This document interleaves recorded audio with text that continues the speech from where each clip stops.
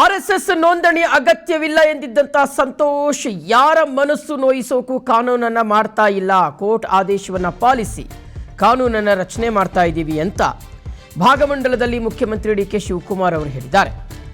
RSS ನೋಂದಣಿ ಅಥವಾ registration ಅಗತ್ಯ ಇಲ್ಲ ಅಂತ BL ಸಂತೋಷ್ ಅವರು ಹೇಳಿದರು. ಸೊ ಈ ವಿಚಾರಕ್ಕೆ ಸಂಬಂಧಪಟ್ಟಂತೆ ಮುಖ್ಯಮಂತ್ರಿ ಡಿ ಕೆ ಶಿವಕುಮಾರ್ ಅವರು ರಿಯಾಕ್ಟ್ ಮಾಡಿದ್ದಾರೆ. ಯಾರ ಮನಸ್ಸನ್ನು ನೋಯಿಸುವ ಉದ್ದೇಶ ಅಲ್ಲ, ಕೋರ್ಟ್ ಆದೇಶವನ್ನು ಪಾಲಿಸಿ ನಾವು ಇದನ್ನು ಮಾಡ್ತಾ ಇದ್ದೀವಿ ಅಂತ ಕೊಡಗಿನ ಭಾಗಮಂಡಲದಲ್ಲಿ ಮುಖ್ಯಮಂತ್ರಿ ಡಿ ಕೆ ಶಿವಕುಮಾರ್ ಅವರು ಹೇಳಿದ್ದಾರೆ. ಕಾನೂನಿಗೆ ಎಲ್ಲರೂ ಗೌರವ ಕೊಡಬೇಕಲ್ಲ ಅಂತ ಹೇಳಿದ್ದಾರೆ ಸಿಎಂ. ಯಾರಿಗೂ ಮನಸ್ಸು ನೋಯಿಸೋಕ್ಕೆ ನಮ್ಗೆ ಇಷ್ಟ ಇಲ್ಲ. ನಾವು ಯಾರೇ ಆಗಲಿ, ಯಾವುದೇ ಧರ್ಮ ಆಗಲಿ, ಯಾವುದೇ ಸಂಘಟನೆ ಆಗಲಿ, ನಿನ್ನೆ ವಿಧಾನಸೌಧದಲ್ಲಿ ಮಾಡಬೇಕಾಯ್ತು. ನಮ್ಮ ಕೃಷ್ಣ ಬೈರೇಗೌಡರು ಕೂಡ ಬೆಂಗಳೂರು ಸಿಟಿ ನನ್ನ ಪರ್ಮಿಷನ್ ತೆಗೆದುಕೊಂಡ್ರು, ಅವರು ಸರ್ಕಾರ ಪರ್ಮಿಷನ್ ತೆಗೆದುಕೊಂಡ್ರು.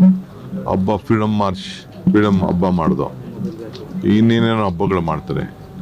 ನಮ್ಮ ಸರ್ಕಾರದಕ್ಕೆ ಮಾಹಿತಿಗೆ ಬಂದರೆ, ಪರ್ಮಿಷನ್ಗೆ ಬಂದರೆ ಖಂಡಿತ ಅದಕ್ಕೆಲ್ಲ ಏನೇನು ಪರ್ಮಿಷನ್ ಕೊಡಬೇಕು ಖಂಡಿತ ನಾವು ಕೊಡ್ತೇವೆ. ಸಿಬ್ಬಂದಿಗಳನ್ನು ಏರ್ಪಾಟ್ ಮಾಡ್ತೇವೆ.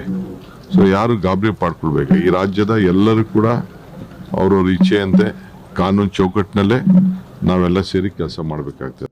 ಈಗ ಈ RSS ಬ್ಯಾನ್ ಮಾಡುವ ವಿಚಾರಕ್ಕೆ ಸಂಬಂಧಪಟ್ಟಂತೆ ಅದಾದ ಮೇಲೆ ಸಾರ್ವಜನಿಕ ಸ್ಥಳಗಳಲ್ಲಿ ಕೆಲವೊಂದು ಕಾರ್ಯಚಟುವಟಿಕೆಗಳು, ಸಂಘ ಸಂಸ್ಥೆಗಳು ಕಾರ್ಯಚಟುವಟಿಕೆಗಳನ್ನು ಮಾಡುವ ವಿಚಾರಕ್ಕೆ ಸಂಬಂಧಪಟ್ಟಂತೆ ಸರ್ಕಾರದಿಂದ ಅನುಮತಿಯನ್ನು ಪಡ್ಕೊಳ್ಬೇಕು ಅಥವಾ ಅದಕ್ಕೆ ನಿಷೇಧವನ್ನು ಹೇರುವಂಥ ವಿಚಾರಕ್ಕೆ ಸಂಬಂಧಪಟ್ಟಂತೆ ಒಂದು ವಿಧೇಯಕವನ್ನು ತರಬೇಕು ಅಂತ ರಾಜ್ಯ ಸರ್ಕಾರ ಮೊನ್ನೆ ನಡೆದಂಥ ಕ್ಯಾಬಿನೆಟ್ನಲ್ಲಿ ಏನು ಗ್ರೀನ್ ಸಿಗ್ನಲನ್ನು ಪಡ್ಕೊಂಡಿತ್ತು. ಈ ವಿಚಾರಕ್ಕೆ ಸಂಬಂಧಪಟ್ಟಂತೆ ಸಹಜವಾಗಿ ಈಗ BJP ನಾಯಕರು, RSS ನಾಯಕರು ಮತ್ತು ರಾಜ್ಯ ಸರ್ಕಾರದ ನಡುವಿನ ಈ ಹಗ್ಗಜಗ್ಗಾಟ ನಡೀತಾ ಇದೆಯಲ್ಲ, ಕಿತ್ತಾಟ ಏನು ನಡೀತಾ ಇದೆ, ಇದಕ್ಕೆ ಸಂಬಂಧಪಟ್ಟಂತೆ ಮುಖ್ಯಮಂತ್ರಿಗಳು ರಿಯಾಕ್ಟ್ ಮಾಡಿದ್ದಾರೆ.